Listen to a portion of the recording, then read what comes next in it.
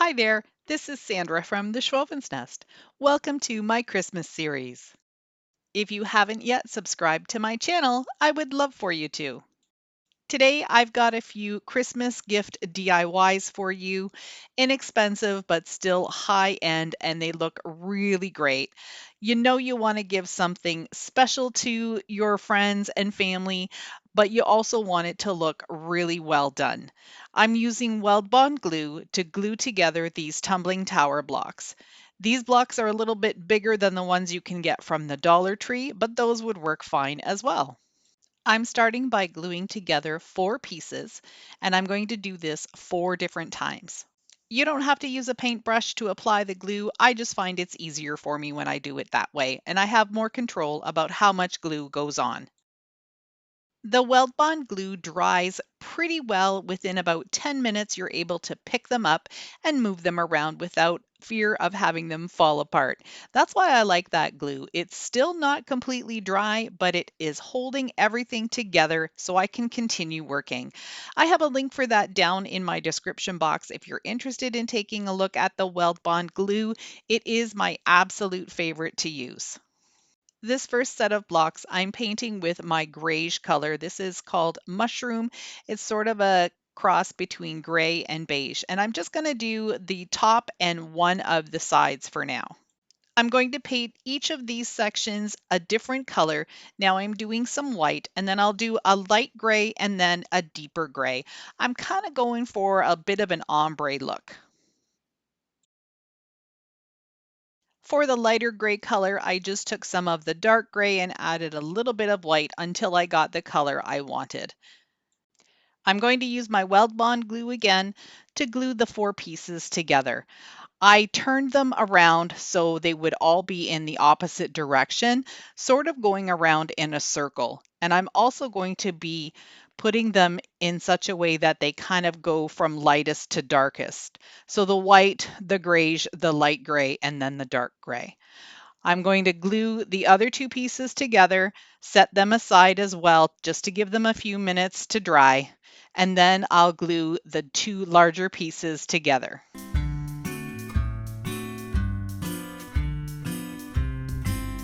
To add a little bit more interest to this piece, I'm going to take one more block and glue it onto the side of each of the colors.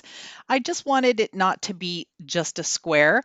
I wanted it to have a little bit of uniqueness to it.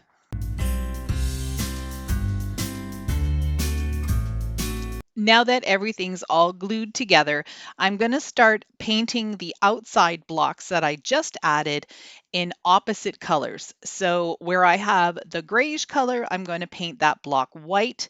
Where I have the white color, I'm going to paint that block grayish. I'm going to do the same thing with the 2 gray colors. The dark gray block will get a light gray accent, and the light gray block will get a dark gray accent. I'm also going to make sure that I do all of the outside edges and also the edge inside the little square. I want everything to be painted.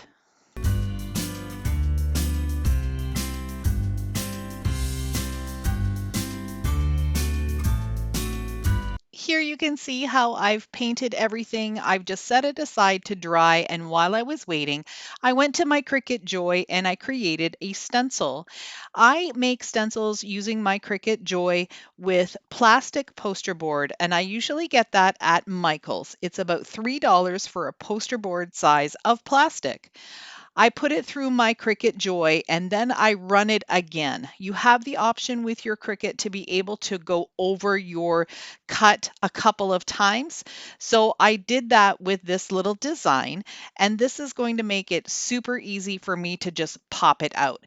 It's hard for you to see right now, but I'm going to show you in just a second how I get all of this out. I use one of the little scoring tools from the Dollar Tree, and I simply just poke it through, and the little piece of plastic on the inside pops right out. This is a really fun way to be able to create your own stencils. And if you don't have a Cricut, that's okay. You could also just use a plaid stencil burner. I've done that lots of times before I actually invested in my Cricut, and that turns out really well too. It does take a little bit of extra time because you're using the burner to outline all of the areas on the plastic, but you can still get a really good stencil out of it. Using a makeup sponge from the Dollar Tree and some white paint, I'm going to start with the gray blocks and do the stencil in white. Then when I move to the other colors, I'm going to switch out using all four of the colors that I have originally painted on the blocks. Here's how the stencil turned out on the dark gray. Now I'm going to move on and paint the rest of them as well. I really love how this turned out. I would be so pleased to receive this as a gift.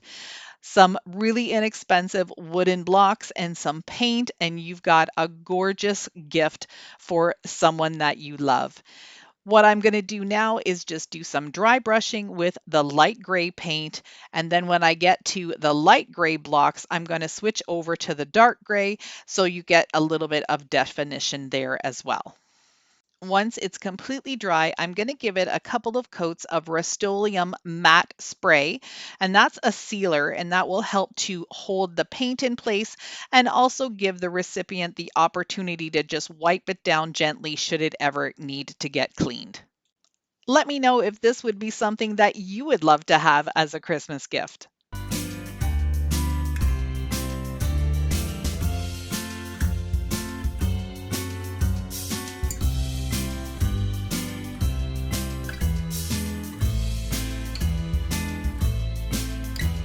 Today's video is part of the great DIY gift ideas. Jamie from SimpleRoots, Simpleliving, and I are hosting, and our guests this month are Nadia from DIY with Nadia and Sonia from Domestic Diva DIY. I'll have a link to the next video in my description box, so make sure you go down there after you finish watching my video to see what everyone else has created. I'll also include all of the channel links in my description box so you can go check out these wonderful creators and see what else they've been up to. My next DIY is this serving board. I got it at Dollarama for $3.50 and I thought it was super cute, but I don't like the Kiss the Cook. So of course, because I'm a crafter, I'm going to make it over. I'm going to give this whole thing, front, back, and sides, 2 coats of black chalk paint. Now, this is a DIY chalk paint recipe. If you're interested in that, I do have it down in my description box with a link to talc that you can purchase on Amazon. Once the black was dry, I gave it a couple of coats of matte clear spray from Rust-Oleum just to seal in the black before I moved on to my next step. I'm taking a chalk paint marker and an old dinner plate, and I'm just drawing a circle all the way around. I want to be able to have a little bit of a design on the edge here, and this was the best way I could figure out to make a perfect circle. I'm going to give this outside edge a couple of coats of white chalk paint, and I'm using a small brush so I have more control. I am going in regular time here. This is not slowed down for you. This is how slow I paint when I want something to be very good and not sloppy. Take your time when you're painting, use the appropriate brush, and then you will have super results every time. The first thing I wanted to achieve with this serving board was to make it a chalkboard. And I have done that with the black paint and the sealer. And I'm also going to then just rub some chalk over it when I'm totally done embellishing it, just to give it a little bit of a foundation so the person who gets it will be able to just start using it right away. I'm using a stencil cutout that I did with my Cricut Joy, just with some cardstock, and these are some snowflakes. I'm just going to put a few around the edges.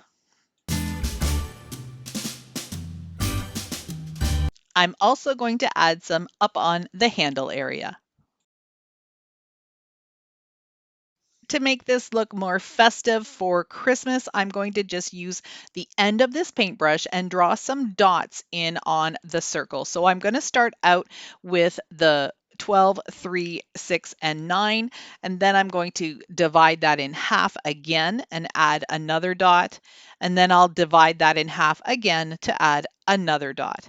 Then I'm going to switch out and I'm just going to put some red dots in between all of the green dots. To make sure all of my dots are the same size, I'm going to dip the end of the paintbrush into the paint each time.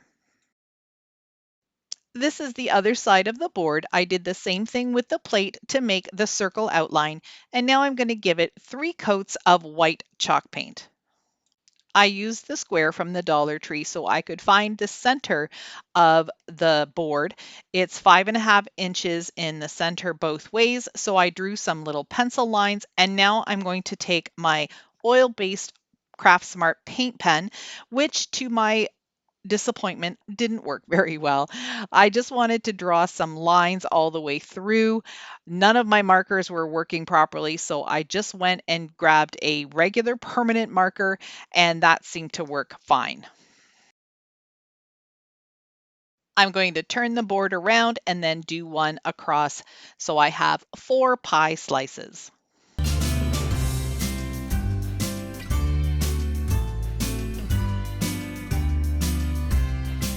I decided to put some little words on this board just to show where you should put your things if you wanted to. So I started out with this word meat. I used my Cricut Joy to cut out some permanent vinyl. And unfortunately, I had a really tough time working with these little letters to try and get them to stick onto my paint. I think I probably should have sealed my white chalk paint first before I added these on.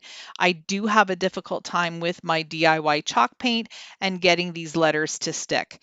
Anyhow, it did end up working in the long run. But if you don't have a Cricut, you could definitely just use some stencils, you could do some hand lettering, or you could just leave it blank and let the person who receives it put their own letters on. What I'm doing here is just using a fan brush and a little bit of dry black paint on my brush just to give it more of a wispy and distressed look. I'm just dragging it in from the black onto the white until I get the look I like. I'm also going to give this side a couple of coats of the sealer, and then it's good to go.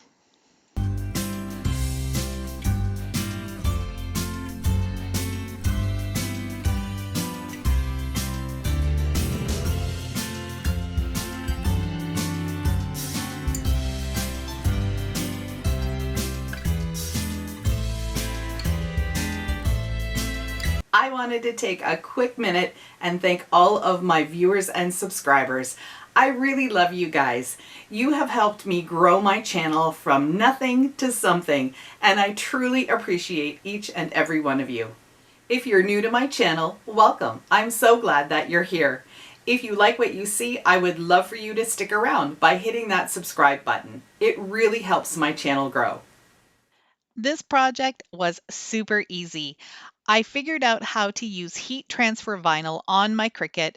I used some glitter gold, some white and black heat transfer vinyl, and now I'm just going to use my Cricut Easy Press to adhere them onto the apron. It's going to go for about 30 seconds. This type of wording, the way they are placed, is called a wordle.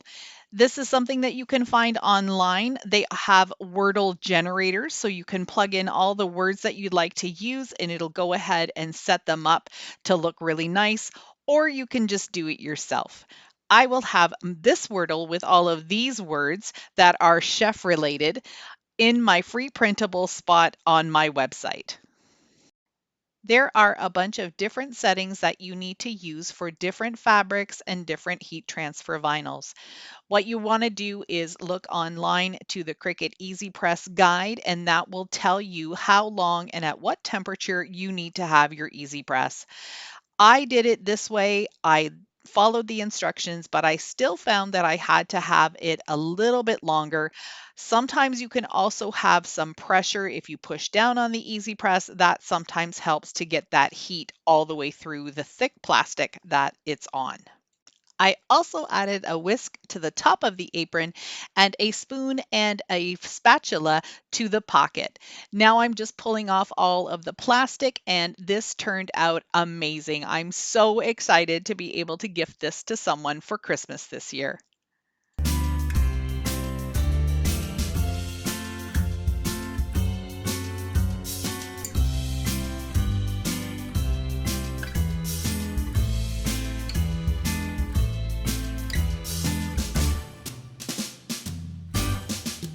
I really hope you enjoyed these Christmas gift DIYs and got some inspiration to create your own homemade gifts this year. Don't forget to check out the link to the next video. I'll have it in my description box as well as pinned in my top comment.